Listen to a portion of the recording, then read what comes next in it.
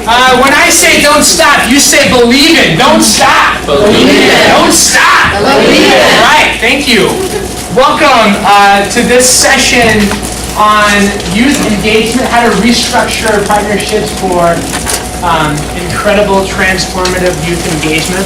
That's my title. I don't know if it was what was in your booklet, but I'm Mark McAlevey, the Executive Director of Playworks Indiana, and we are privileged to be joined by two phenomenal transformative leaders, Tom Lang from the LineCase and Darren Slack from Proact. They're going to tell you a little bit about their organizations and how they're thinking through the world and through the changes they're trying to create with the power of kids. And then we'll have some time for questions once they're finished. 2 thumbs up if that sounds good. Wow. Well, I'm going to sit down and let these guys start talking. Mark, what did you drink this morning? I had 2 cups of coffee and an 18-mile run. Okay. Well, I got you on the 2 cups of coffee, but I left out 18-mile run. Very impressive. Okay, well, gosh, it's great to see everybody this morning. Thanks for being in this session. And my name is Tom Lang. I started doing work with this organization called LineCase about 1.5 years ago. And it grew out of some tutoring work that I had done for 6 or 7 years in various parts of the city. First at the Oaks Academy, some of you might know that on the north side of downtown, and then right downtown here, Fountain Square, I was in an elementary school doing some tutoring. I just fell in love with tutoring. And then I started tutoring at an elementary school in Washington Township, which is near where I live. I call it Fox Hill Elementary School, and once again fell in love with tutoring, and then I became responsible for the tutoring program there, managing 30 I think at the time, and it's grown to 55 to 60 tutors every week in the school, doing tutoring during the day and even in the after-school program. But the interesting part of that is, after like the first semester, my wife started, after my first year, my wife started tutoring with me. She was tutoring 2 little first grade boys. Every week she'd go in and she'd tutor the same 2 boys, Jesus and Mariano. And when it got close to the Christmas vacation, she realized that these kids could use tutoring continuously through the holiday as well. So she sent a little handwritten note home in their backpacks and invited them to continue tutoring through the holiday period. So she sent it home to the parents. And that night, one of the boys, Mariano, called, and when we got home from work, there was a message on the recorder, and Mariano wanted to take us up on this. So we went and met the parents. Mariano called us his teacher. We wanted to make sure the parents knew we're not teachers. We wanted to be full disclosure of what we're doing and who we are. And we met the parents and his 3 siblings and his uncle, all living in a little 2-bedroom apartment, and we endeavored to start tutoring, and lo and behold, next thing we knew, we fell in love with the whole family. So now when my mom and dad and brothers and sisters and nieces and nephews come over for Christmas or Easter or whatever it might be, this family's over. When my wife's family's in, this family's over. We take these kids to Purdue football games and basketball games. Boiler up. Boiler up. So we're trying to build in them real perseverance, because if you can stand going to Purdue football games in these last you are a tough cookie. Amen. So anyway, we take them to Civic Theater and high school football games, and we take them to parks and all sorts of events, because what we realized is just tutoring them, we could get them to spell their spelling words every week. We could get them to do their math problems, but they didn't know what the context was for any of this stuff. So we thought experiences were as important as anything. So we did. And what we got to know and understand is the effects of poverty on education. And these kids live in a very low income situation. And the effects of poverty, as you can imagine, are enormous. And we started to understand the barriers to education that families in low income situations face. And that became a passion of mine, and that became a passion of a group in the neighborhood. Part of Washington Township, on the western edge of the township, is the highest density of low-income families. And that's where we started. Community members just volunteering their time to serve to address barriers to education for low-income families. And when we talked about it, we talked about, well, we don't want to compete with YMCA or Big Brothers Big Sisters. Great programs already exist in the city. You're aware of them. Great programs exist, but this community wasn't getting the effect, the benefits of many of those programs. So we came up with a plan where we could integrate multiple of these great services, these great programs, on a single community.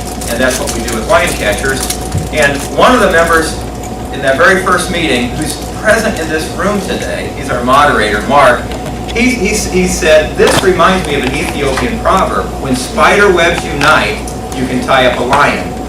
And we all said, wow, we weren't trying to name our group, we were just trying to find out, is there any energy, is there any enthusiasm, is there any potential for this idea? And we ended up naming ourselves LineCatchers because of this Ethiopian proverb. So spider webs for us are multiple programs in the city, and the big problem, we want to tie up this problem called barriers to education, and that's representative of the lion. So that's how we came to be. We also decided that night, and we've put this into place for the last 2 years, we address increased tutoring. So we go into there's 2 elementary schools that serve this community. So we do tutoring programs. I told you about the start, but now we're in 2 different elementary schools. We've got 70 or more tutors in these schools every week. We do after-school tutoring. Washington Township Schools lost their federal-funded grant for after-school tutoring a year and a half ago. And so we partnered with the schools to give us space and to give us 2 lead teachers. Butler University's College of Education, which is part of LineCatcher, developed a small curriculum for us. And we found tutors, volunteers from around the community, various faith-based organizations mainly, but also some professional organizations, and Rebuff and North Central High Schools contribute tutors. And we provided an after-school program for 100 second, third, and fourth graders that otherwise would not have had any after-school program. 0, none. So 100 kids have it twice a week, after-school tutoring. We also do tutoring in the apartment complexes. So we have, once a week, we're in 4 different apartment complexes. There's 2,000 families that are in 5 adjacent apartment complexes. So in a half-a-mile radius, very compact area, we serve 2,000 families, a lot of kids, and we're doing homework help sessions once a week in 4 of these apartment complexes. So that's one effort, is increased tutoring. We also say increased enrichment, because a lot of us learn some skills, some motivation to perform better in schools if we were involved in a chess club, a dance club, a basketball program, a soccer club. And so for enrichment activities, help kids, either motivate them to learn more, or there's actually just straight up learning when you're in these programs. We don't, again, try to run soccer programs or basketball programs or art programs, but we have started each one of those, dance program, an art program, a soccer program, a basketball program, in 4 different apartment complexes as a way to bridge families to already existing great programs like the YMCA, Boys Clubs, Washington Township Soccer, etc. And so increased enrichment is a second area of focus. A third area of focus is leadership development. We run leadership development programs in partnership with Marion County Commission on Youth, which is a member of LineCatchers. And we do leadership development for 8th grade through 11th grade students that otherwise don't get opportunities for leadership development. Of course, the high schools and other programs offer leadership development, but some kids fall through the cracks. So we're looking for those kids, we find, and we do leadership development. We also do leadership development for adults in the same community. So that's really our focus. That's our mission. We partner with, as I said, Marion County Commission on Youth, Indianapolis Neighborhood Resource Center, who runs this program, Playworks, Mark's organization, Washington Township Schools, Butler University's College of Education, Jordan YMCA Glick Community Center, and I know I'm leaving a few out, but we do our work through volunteers and great organizations that already want to service the community. We're sort of the liaison from the community to these great services. So I think I'm just going to stop there with an overview, and then we can drive into detail through questions. Does that make sense? That sounds great. And just to explain, if you have questions, jot them down. Darren's going to talk for a little bit. I have some questions for these guys as well, and then we'll have plenty of time for you to field some questions for Darren and Tom. Thank you, Tom. Darren, take the stage. Sure. I like walking around, so sorry, camera woman. It's good. You're fine. Well, my name is Darren Slott, and I'm the executive director and founder of an organization called Proact Community Partnerships. And I'll share a little bit about why Proact exists and why I decided to start the organization. So about I'll say about 8 years ago, I was afforded the opportunity to go on a mission trip to Botswana, Africa. And growing up, I struggled with a disability. I have a stuttering problem. And with that stuttering issue, that caused me to have very, very low self-esteem. And I lack confidence in myself. And just think of how you would feel if you weren't able to communicate with people effectively. And that was me. And it was a high point of anxiety for me when my football coach in college, I went to Wabash College, and I played football. And my football coach approached me and said, "Hey, Darren, I have this friend who wants to take a group of 20 football players to Botswana, Africa to teach a sports camp and to share the gospel." And I said, "I'm okay, coach. I don't want to go." I said, "I don't feel comfortable sharing stories with people that I don't know," and I had a negative perception of Africans at that time. And I didn't feel comfortable sharing stories as a stutterer. So I told my coach, "No, I'm not going." And I didn't have the money. It cost about $3,500 to go. And so he calls me up about 2 weeks later and he says, "Darren, pack your bags and get your passport because you're going to Botswana." I said, "Coach, I told you I wasn't going." He said, "Well, your trip's all paid for." And I said, "Oh, all right, I guess I have to go." I said, "All right, well, I gotta get my passport now." So I ended up going on this trip, and when I was practicing my story that I was going to share, I just could not get through it. I just kept stuttering, I kept fumbling through it, it wasn't working. And then my coach tapped me and said, "All right, Darren, it's your turn to share your story." And we were at this prison in front of a group of men, which I have no idea what they did to get in prison, but I was there, and I was sharing my story. And as soon as I shared it, there was no stutter. And I said, "Whoa, what just happened?" And I told my story with such reverence that an older gentleman ran up to me and he said, "Darren, I will never forget you. You have changed my life." And as a 20-year-old, I didn't realize that just by sharing my own story and by giving myself my time, my money, it wasn't my money at that time, but somebody's money, I don't know who.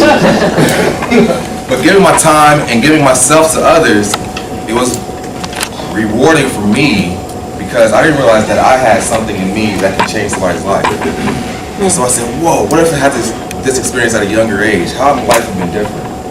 So I came back to the States and I sought out opportunities to serve my community at all costs. I've been in New Orleans, Ethiopia, South Africa, Botswana again, just all over the country and the state and city, serving my community. And through that experience, I said, "Oh, my character's changing, my confidence is growing, and my stutter is starting to go away because I value myself more and I know I have a vision for myself."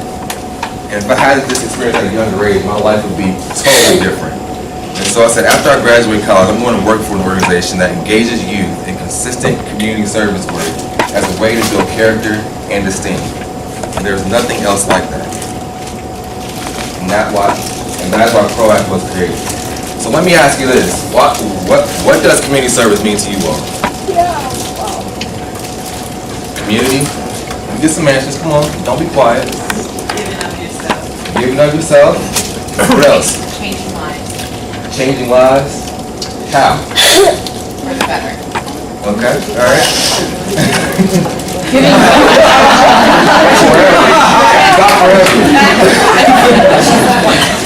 Giving back and honor those that gave to me.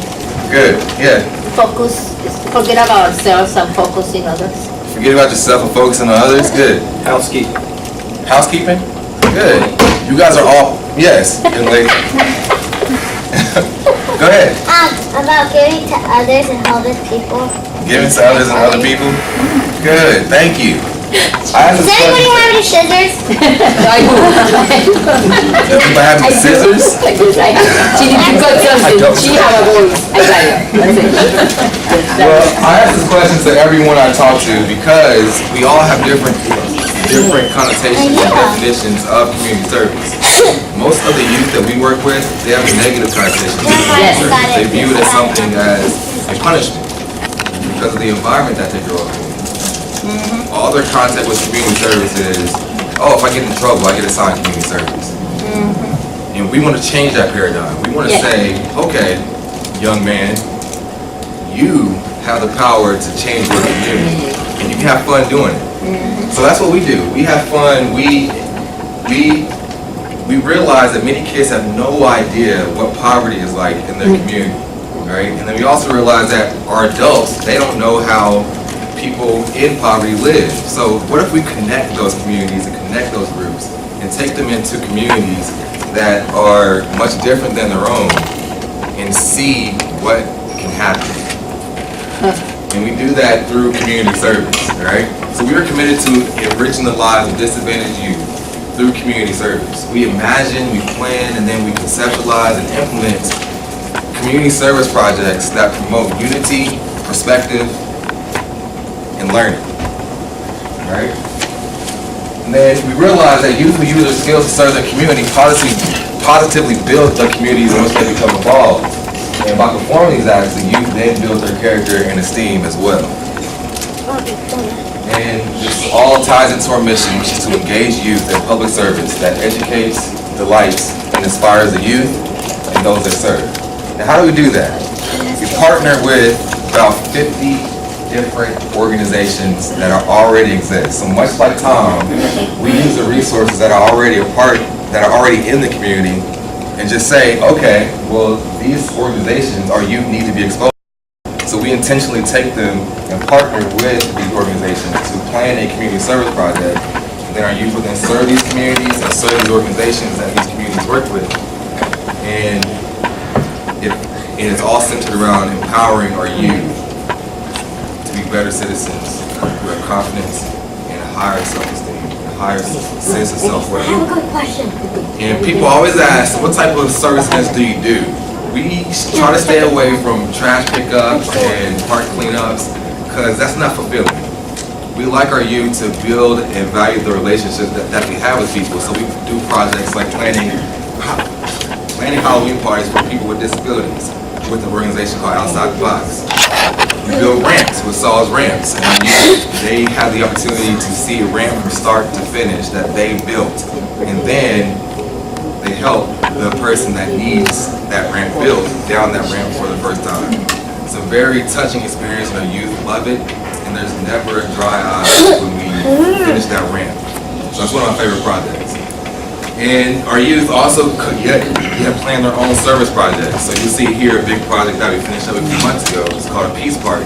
And our youth built a labyrinth with 600 of their classmates. Every classmate had a chance to paint a brick that was part of this park and labyrinth. And now that is there for the community to enjoy. So that's the first one we did, and then we did another one that you'll see later. So we have 5 programs. Our youth program is Kids in Action. Project Greater Than Me is our second youth program. And then we also provide services for businesses, organizations, and schools, and churches. Whatever group, we plan a service project for you. If you have trouble finding what's out there, we will do all the work for you and handle all the logistics. So this is just a brief overview. Our Kids in Action program is catered to elementary school kids ages 9 to 12. Our Project Greater Than Me program is catered towards middle school and high school programs for middle school and high schoolers, so where they are involved in weekly workshops as well as weekly community service projects. So it's something to look forward to every single week. And our service event planning, this is something that if you have like a Big Brothers Big Sisters wants to have a big and little service project, we will plan that for them. It can encounter and encompass X number of volunteers because we plan large service events and small ones. So you can engage and multiple projects in one day. So that's something that we can do to help connect the community to resources in the community. Then we also have a program for corporate groups, which they will then pay a fee for service to handle their corporate engagement arm of their businesses. So these are a few pictures of what we do to Salesforce, one of our big corporate partners, working with a group from Mary Castle Elementary School in Lawrence Township. And this is a flower that they put in Seven People's Farm in the Hallville area with those kids from Vision Academy, which is a charter school on the west side. And there's just some more pictures, just to give you a visual of what we do. All right, our current impact, and as I close, I'm gonna just have two more slides, trust me. All right, so our current impact, so since 2012, we are 5 years old right now, but in 2012, we changed our model up, and these are the numbers since then. We have engaged over 4,000 youth in public service. That is 75 bus loads of boys and girls going out to serve the community. Engaged 768 adult professionals. Because I went to Wabash College, that's the number that's at Wabash, is 768 students. We also have planned since last year, since 2014, 2015, we planned 142 service projects, which is about 1.3 a week. So we had things going on every single week.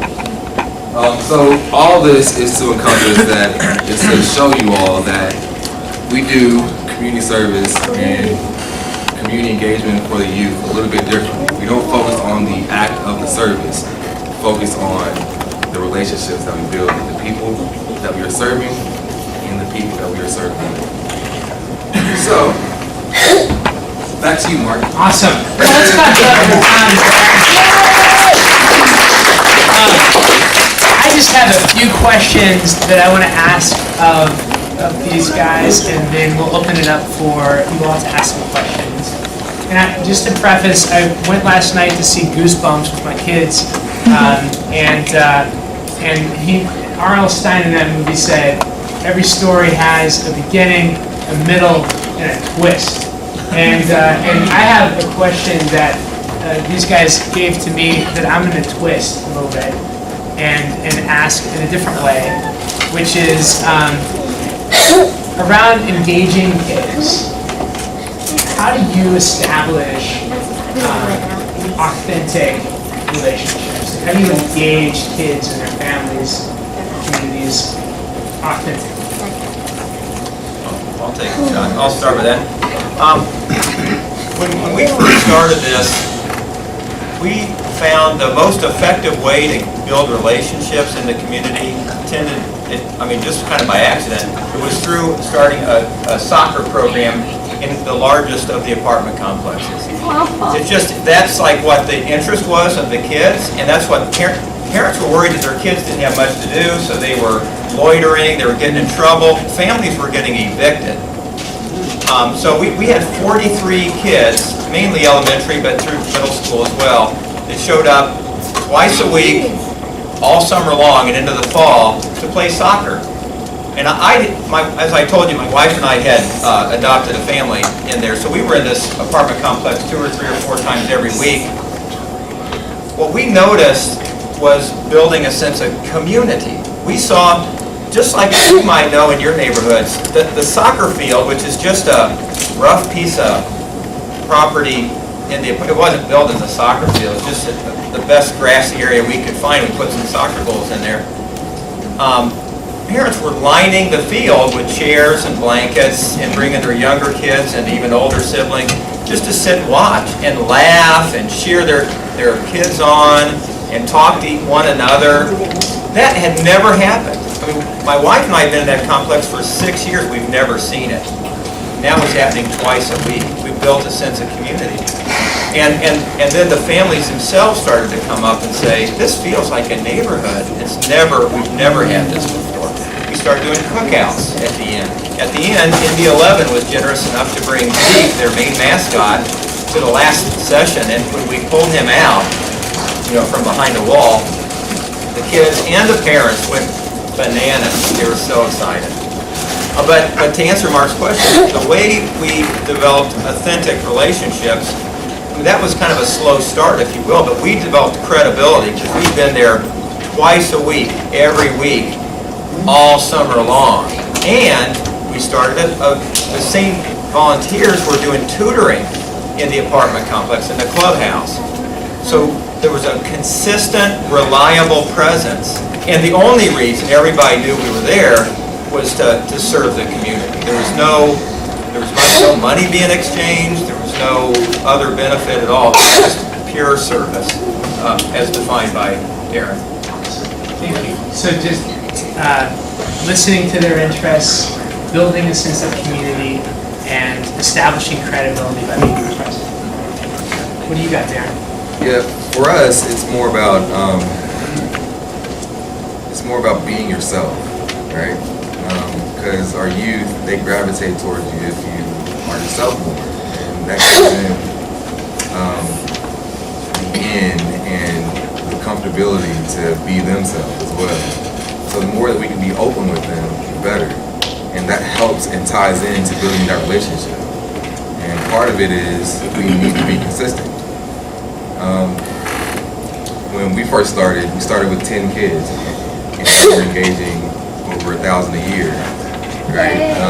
And that was by starting small, one, and working smarter, not harder, and realizing who else is in the community, like Tom, that's doing great things for our youth, and identifying those groups and those individuals that are going to help invest their time in our youth, because we found that the more that we invest in our youth, they will deliver. So being yourself is one, being consistent is the second point, and then third, I think, is just to have fun. Have fun. I mean, the more that, if you're consistent and then you have fun when you have those youth, they're going to want to come back because they need that kind of stuff. They need you, and they need you to be present. They need you to be there to show them that you care. And I don't know if you saw in that last slide where they don't care how much you know, they just don't know how much you care. So if we can show them that day in and day out, they're going to trust you, and they're going to respond to you, and they're going to change because of it. That's awesome. Thank you so much. How about, you both talked about what you're doing, and I'm wondering, like, what the impact that will have on education. Like, how do your programs really advance the educational achievement and opportunities for the kids that you're serving? I think for us, the educational component is people confuse service learning with community service. Community service to me is going to do the act of the work. So you're going to plant trees with KIB and then go on. With service learning, it's more academic as we play on the skills that they should be learning in the classrooms. And instead of doing just the work, our youth, they learn about the social issue that they're going to engage in before they go into the project. And then after they get after they do the project, they do a reflection. So they're playing on the language, on the language art skills, and depending on what the project is, like building a labyrinth, we incorporate math and all these other things. And then with our partnerships, we put the onus on the schools to kind of tie it in for our youth to say, okay, so what did you learn from this? And how does this relate back to math? How does it relate back to science if we're working in the greenhouse?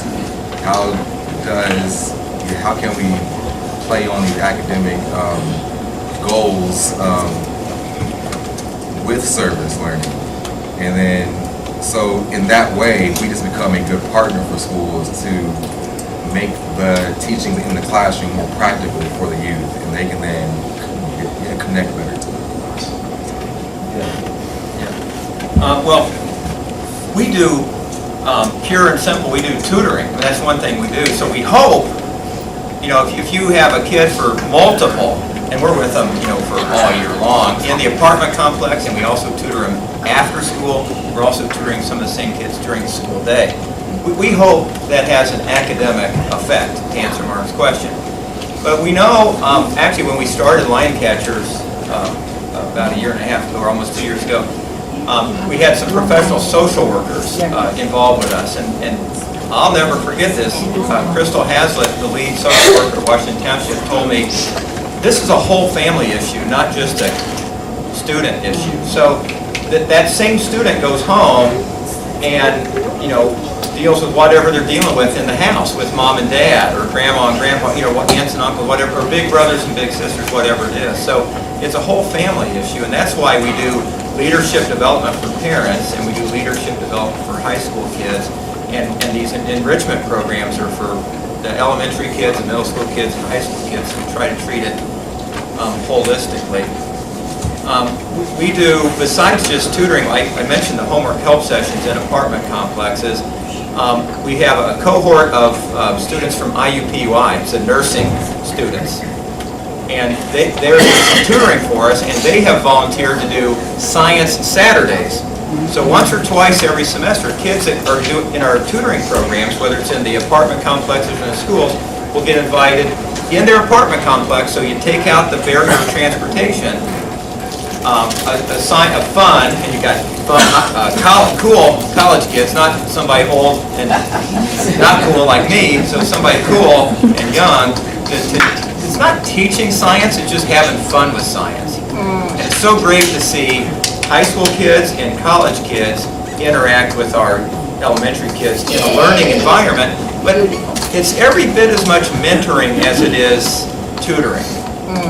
Okay? So every bit of what we do is maybe even more powerful is the love that's shared, the motivation that's encouraged, the encouragement, the self-esteem that's built. That's what our tutors and our mentors do, which is just as powerful and as helpful as the strict tutoring. The flashcards or the spelling or the reading. One of our tutors is here today, and I'd like to just introduce her real quickly, and if she would like to say just a couple of words. Kaylin is a student at Rebuff High School. Every time we do a program, whether it's tutoring or soccer or whatever it might be, we bring in a professional organization, like I mentioned, Marion County Commission on Youth, America's football clubs, Big Brothers Big Sisters is a partner. We bring in a professional group to do the content of what we do, and we bring volunteers in from the community, from a faith-based organization or from schools, and then we bring in people from the community. So when we tutor in the apartment complexes, we have adults from the apartment complex tutor with us. We also have professionals, and we have people from the community like Kaylin. Would you just say a few words about why you're doing it? And like this question Mark asked about, how do you get engaged with the kids? How do you develop an actual relationship with them? And you've developed some good relationships. I started with LineCase a month or two ago, probably, for my community service class at Rebuff. I'm a senior there, and I typically tutor at the Creekwood apartments and the Flats apartments in the Washington Township district. The kids I usually work with are 2nd, 3rd, 4th grade, and they're all just amazing. I was amazed by how much they wanted to learn and how eager they were to learn. So forming relationships with them was easy because I was there and I was willing to help them and they were willing to be helped. So kind of just fostering those relationships and coming week after week and being there for them and knowing their names and knowing their teachers and the kind of work they like to do and the kind of work they like to not do. I think it just really helps us to become familiar with the kids, and they're just so eager to help foster those relationships and to be better at school and to kind of just be with you as you help them improve. Thank you. Let's clap it for Kaylin.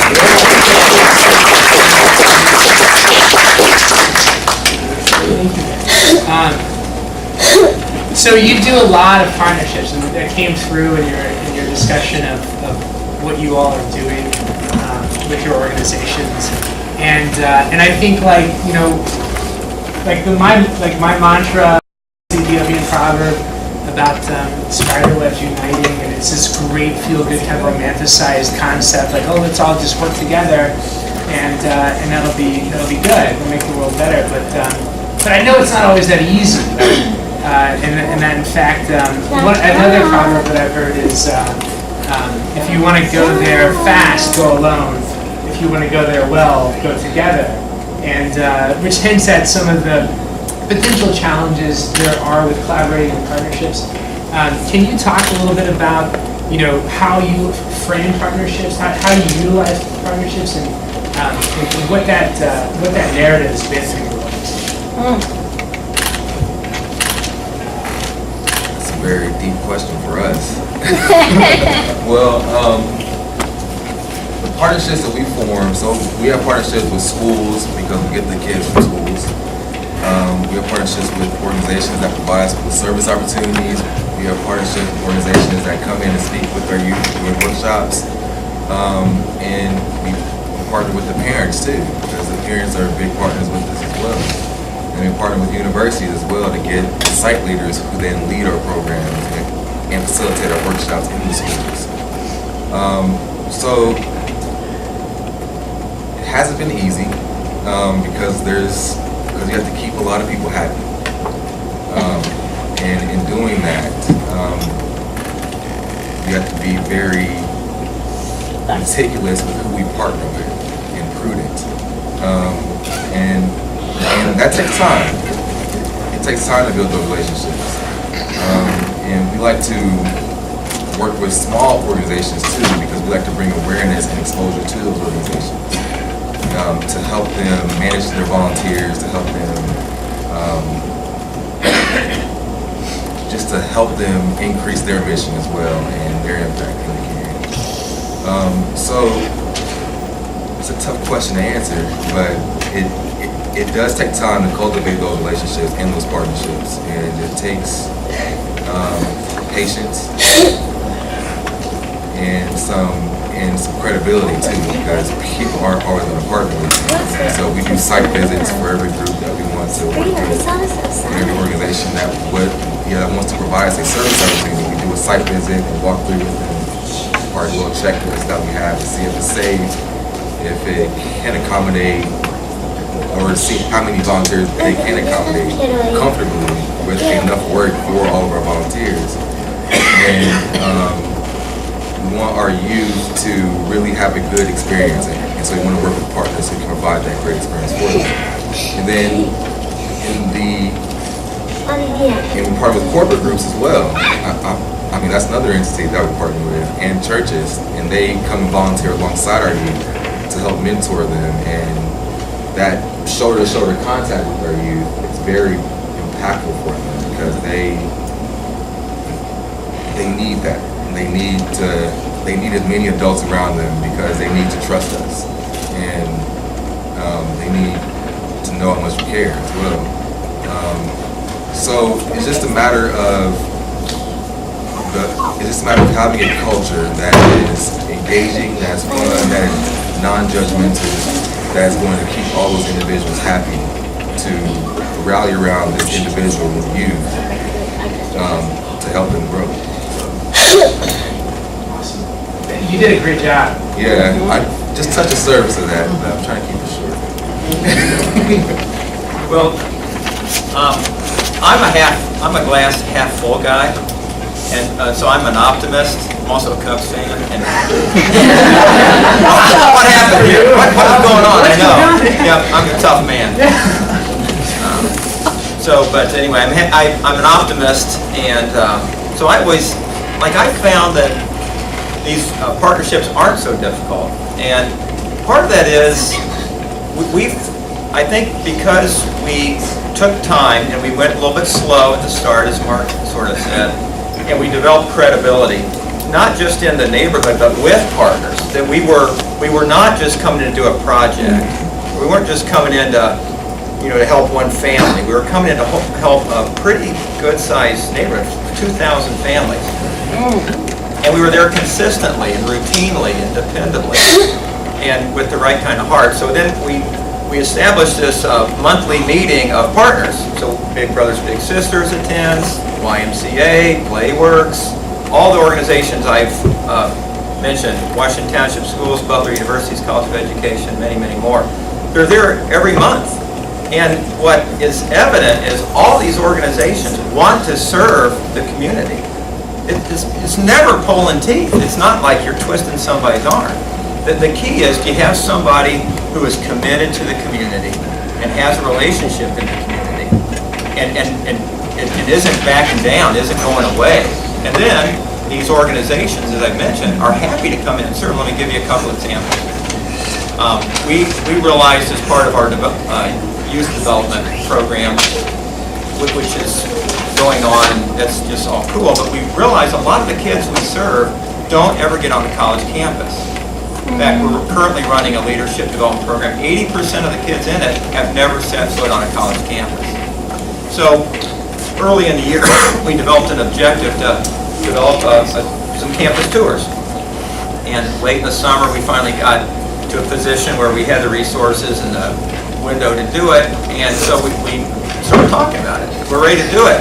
We had some people stand up and said, I have relationships with colleges. They made the contacts. Ivy Tech, IUPUI both came up and said, we'd love to have you. Of course, there's no cost for this. The Glick Community Center said, this would be a great way for us to help serve the community and build relationships with this particular part of the community. So they offered up their bus and their licensed driver. Washington Township Schools says, of course we want as many of our kids to have that exposure because it motivates them to work harder in school, and we're all for their future success, not just their current success. So they did the communication for us. So Washington Township Schools, in partnership with myself and the Glick Community Center, put a letter home to kids, mailing list from the school, so it came in a very official way. The school's endorsing this. Glick Community Center organized and led the registration process and provided the bus, and Ivy Tech opened their facilities and had the professionals to give the tours. That's a good example. Another example was we had some teachers in middle school say, well, we really could use some more mentors. One of our mentors is in the back, thank you, Sebecco. The Big Brothers Big Sisters came in and said, that's what we do. We run programs for mentoring. So rather than us having to develop a program, again, one of the spider webs already exists. It's called Big Brothers Big Sisters.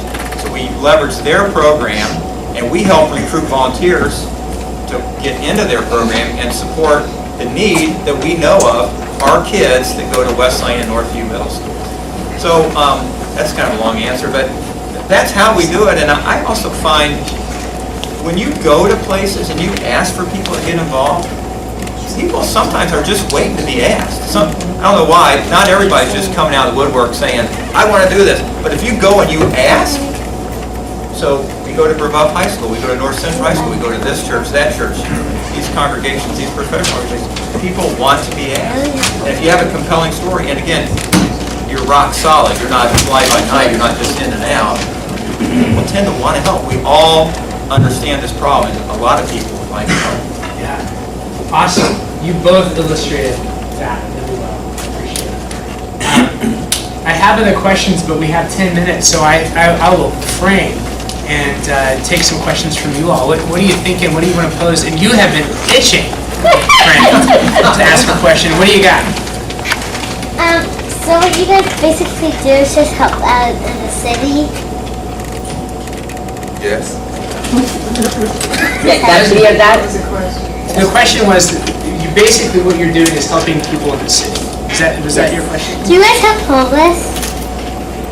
What was that? One more time. Homeless! People who are homeless. Yeah, we do. And I'm sure Darren does too. So we do basically help people in the city, and we do help homeless people. In our schools, the 2 elementary schools, 2 middle schools, high school, there's quite a few homeless people. And my mom has a question. We also, by having relationships in these 5 apartment complexes, we also have partnerships with the apartment complex management themselves. We tend to find out through various sources, but usually directly through the apartment managers, families that are getting evicted. Now, some of these kids, some of those families, as they get evicted, will be homeless by definition the next day or the next week. When we find out, the schools don't find out. The schools find out when the kid doesn't show up. We find out a week or 2 ahead. In fact, I have 5 families right now, and I was working with the Director of Elementary Education on this Thursday. we find out that people are getting evicted, becoming homeless. Yes. And I don't have the capability to be a social worker, but my network, this Yay! LineCase group is, so we're able to interact with that network. Beautiful. Right. Great question. Yes. That was great. Yes, ma'am.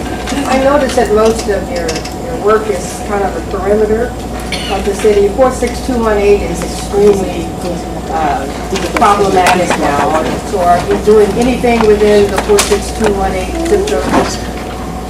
And let me pick, if I can add to that, one of the questions that I didn't get to ask was, if you're not doing anything in 218, what's the thought on replicating? That's a great what you're question. doing in other Sure. places? Yeah, we work in 6 different schools. We're housed in Shortridge High School, which is right in the middle of the city. And then we work on the west side, Pike Township, and on the east side in Lawrence Township.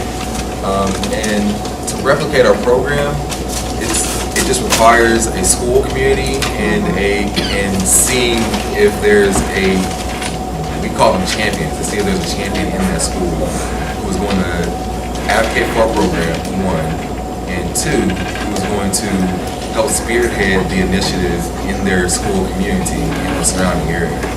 So we don't work in 218 right now, but we do have youth that do come from there because they go to schools that are near there. Does that make sense? It makes sense. And we do projects all over the city. So we do service projects in the 218 area, but there's not a legitimate program there for us. Where is 218? Martin Del Brentwood. Okay, Blackwood area. It's near east.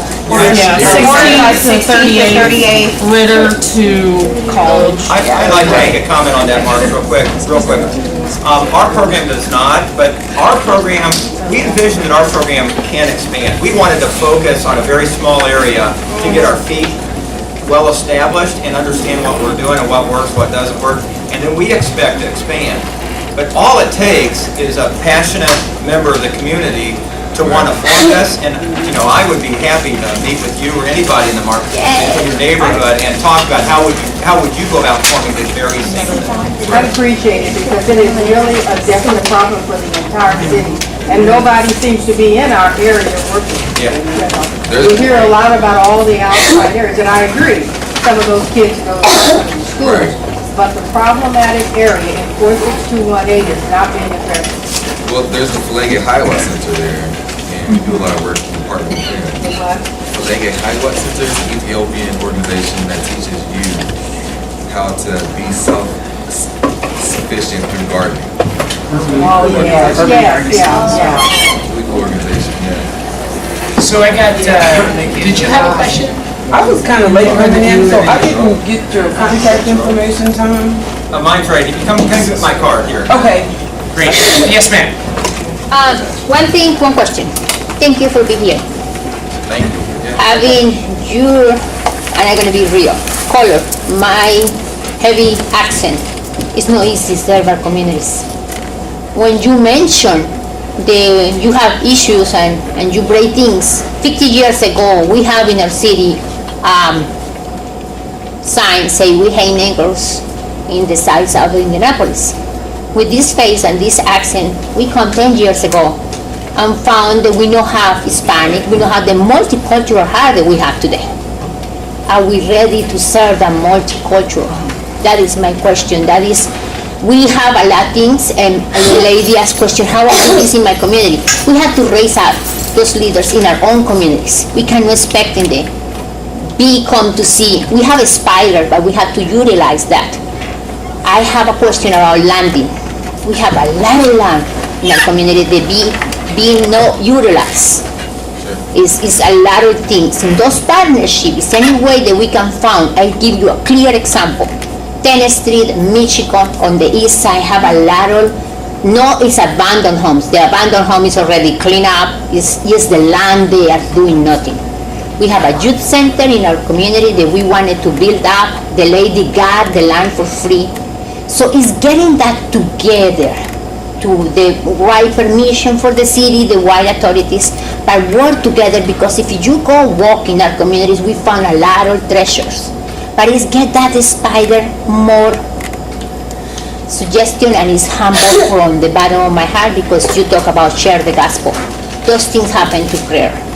If we pray with our hearts for our city, Daniel give us a beautiful example. So my question is, possible that we get those things utilized for do soccer, for do community centers, for those things are. Are you saying the near east side 10th Street or the west side 10th Street? I live in the east side, and it's a lot of, I know a little bit about the west, but all over the city we have My son empty goes to space. childcare on 10th Street. Okay. Right. So East how 10th do United you work Methodist. across kind of cultural differences Yeah. to really optimize the asset for the neighborhood? And I Right. know Tom's got a story for that, you probably do too, Darren. Right, yeah, and that's something that I'm very passionate about because community service is such a great vehicle to bring different communities together and different people. Because if you're working in a chicken coop, picking up poop, you're all the same, right? You're all the same. You can Yes. be a different sexual orientation, you can be a different ethnicity. And we did a project last year at Seven Steeples Farm where we were getting their farm ready for the spring and the summer planting season. And we had it was a melting pot of individuals. Yeah. We had a Muslim community, we had a homosexual community, we had youth who were from the Burmese community even, we had Hispanics. I mean, there are all these different groups together working to achieve this common goal. And it's just a matter of just doing something that is going to, and we have to be proactive about who we invite and bring, right? So if you're wanting to do that in your community, just do it. One of my favorite movies is A Field of Dreams, right? Build it, they will come. Say that again, the movie. Build it, they will come. There's a lot of stuff going on the near east side too. I live on There the is. east side and my son goes on the near east side to school, so I can connect you with East 10th United Methodist, Paramount Charter School, Brookside. There's a lot of urban farming and stuff going And the on. Immigrant Welcome Center is right there as Yeah. well, potentially. And Tom, if you want to respond real fast, take one more question, and then we're out of We time. really don't have time to do justice to it, but what we There did is was, one already we that said, what attended can the Keystone. community do? Now, certainly the city can do some things, and we'll hear the mayor candidates talk about that at lunch. Certainly the federal government can do some things, but what we said was, what can community members do? And that's what you're asking, I think. Yes. So, Right. I don't have time to go into any more detail than I already did, but I'd be happy I to was- talk to you. So, you know, Okay. get a card and we'll talk. Real fast, last question. Okay, since you're working with kids, I know you immediately see some operational parents, what are good ways to help get the parents to engage a little bit, get their kids in these programs and stuff? Two sentence, how do you engage kids? For us, our youth cannot be in a program unless they meet with their parents. We have a mandatory parent meeting. That's real quick. But the question more like, how do you get the parents? How do we get the parents? Well, we invite them out to service projects to see what their kids are doing. And it's just a matter of being open and staying in constant communication with them and figuring out what's the best form of communication for them. Another strategy on that, we do multiple activities. So we're tutoring their kids, so we meet the parents when they bring the kids. Or if they don't bring the kids, we also do community fairs in the same apartment complex. We run soccer, we run basketball. Eventually, our goal is to meet the whole family. And eventually, what we'd like to do is bring some of those parents into coach, maybe their kids in tutoring, but we want them to coach basketball or coach soccer or lead a dance program. So we do multiple interventions to try to get to meet the parents. Building community. I know that there's a lot of questions, and what I love about this Neighbor Power Day is like we're all people in the same city. So I know Tom, I know Darren are probably very open to continuing this dialogue, and I hope that out of this hour that you got to see how unique and special these two organizations are, and how get some ideas on how you can incorporate what they're doing, maybe partner with them for your own neighborhoods. And before we leave real fast, in the spirit of kids and celebration, I want to recognize a good friend of mine, Michael.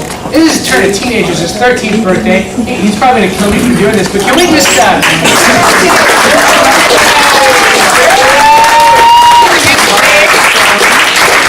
Can you sing happy birthday for him real fast? 1, 2, 3.